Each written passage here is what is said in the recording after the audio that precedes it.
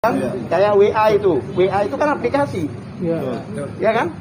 WA itu aplikasi, jadi siapapun juga bisa menggunakan WA itu, ya kan? Jadi tidak ada pengumpulan dana, aplikasi yang mana aplikasi itu digunakan untuk bertransaksi, tidak ada pengumpulan dana ke ownernya, pemilik apa yang mempersiapkan aplikasi itu tidak ada. Bahkan orang yang membuat aplikasi itu menjadi member di situ.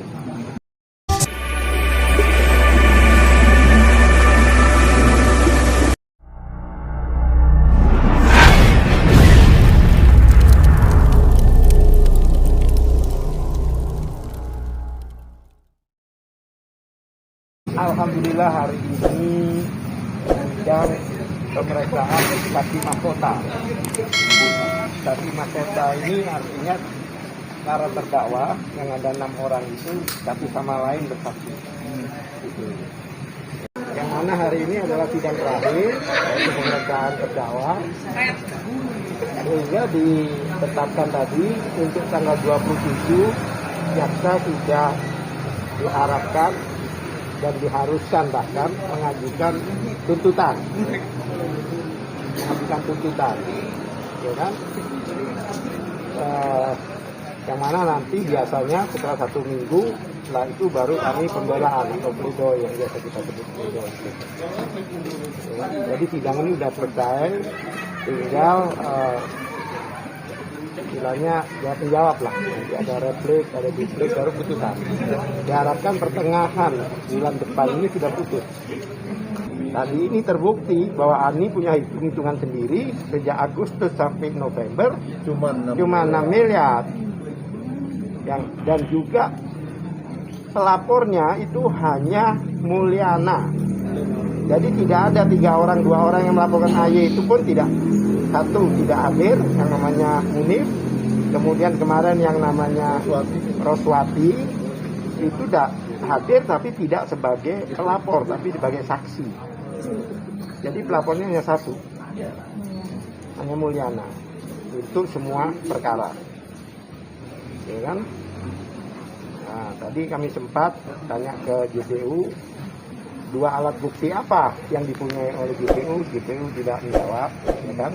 Karena syarat untuk mentersangkakan orang, apalagi sampai terdakwa, sampai sidang, itu harus minimal 2 alat bukti. Itu diatur di KUHP, ya kan? Kitab Undang-Undang Hukum Acara Pidana. Kemudian di Perkap sendiri, tersangka, orang dikatakan tersangka jika sudah memenuhi 2 alat bukti. Bahkan di putusan MK, kalau nggak salah putusan MK nomor berapa ya? 21 tahun 2014 yang mengatakan bahwa mentersangkakan seseorang minimal 2 alat bukti. Begitu untuk mentersangkakan orang itu menurut 184 ayat 1 KUHP, ya kan, aturan itu harus ada 2 alat bukti. Kalau hanya saksi, termasuk pelapor itu saksi, ya kan, itu mau 1 saksi sampai 1000 saksi pun dihadirkan, itu baru 1 alat bukti. Dia harus menemukan 1 lagi.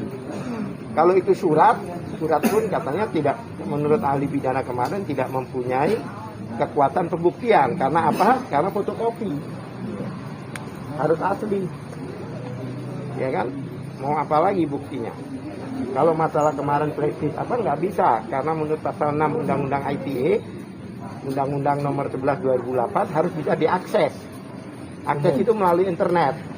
Flashdisk kan nggak bisa. Makanya tidak bisa dibuat alat bukti sebagai barang bukti. Apalagi dari ahli forensik kemarin itu memeriksanya itu setelah berapa bulan setelah tersangka membuktikan. Jadi biasanya barang bukti itu diuji melalui laboratorium forensik agar bisa digunakan sebagai alat bukti. Nah, berarti kesimpulannya apa? Diujinya setelah tersangka, gitu. Karena ya saya melihat banyak orang-orang yang sebenarnya dirugikan dengan adanya persidangan ini, ya kan? Baik mitra maupun keluarga sendiri dari tersangka, kan? Bagaimana coba selama ini berbulan-bulan jauh dari keluarganya, malam sampai malam sidang, ya kan?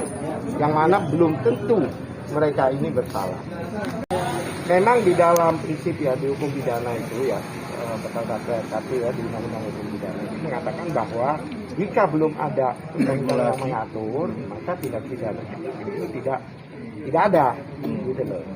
Oleh sebab itu memang dari faktanya mulai 2018 itu kan tidak ada aturan. Begitu ada aturan kan diikuti.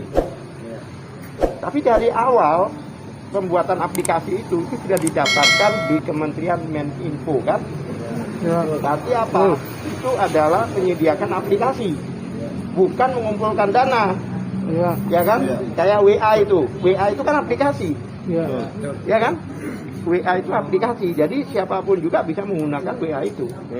Ya kan? Jadi tidak ada pengumpulan dana. Aplikasi yang mana aplikasi itu digunakan untuk bertransaksi. Tidak ada pengumpulan dana ke ownernya, pemilik apa yang mempersiapkan aplikasi itu tidak ada.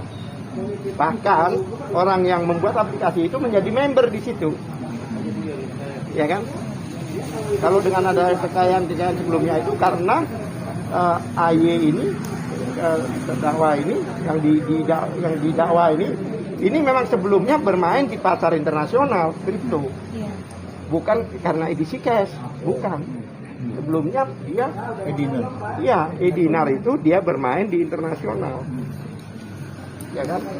Artinya dari awal memang dia sudah mempunyai modal, makanya dia bentuklah edisi cash dengan harga flat yang mana dia hasil dia mining dengan luar internasional itu digunakan untuk komunitas.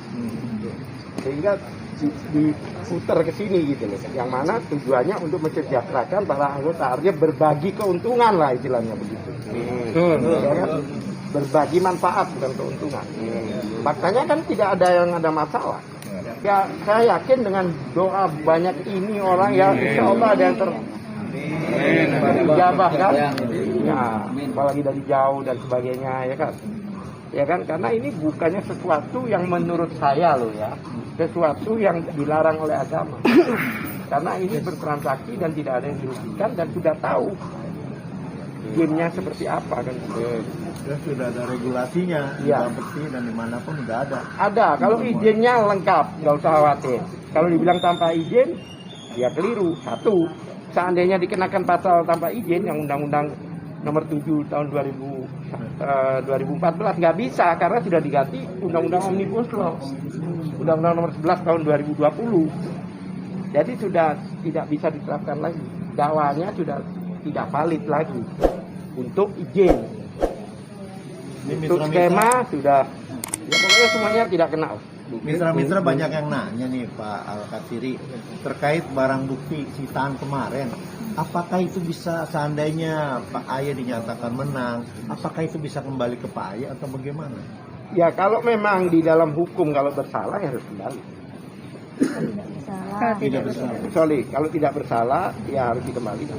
Harus ya? Ya harus dong. Itu kan namanya disita, bukan diambil.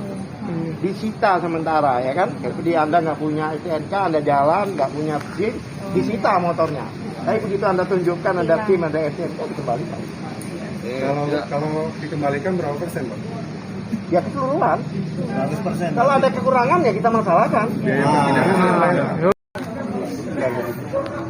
Mudah-mudahan hakim akan adil, tegas, apa adanya sehingga bisa memutuskan dengan bijaksana.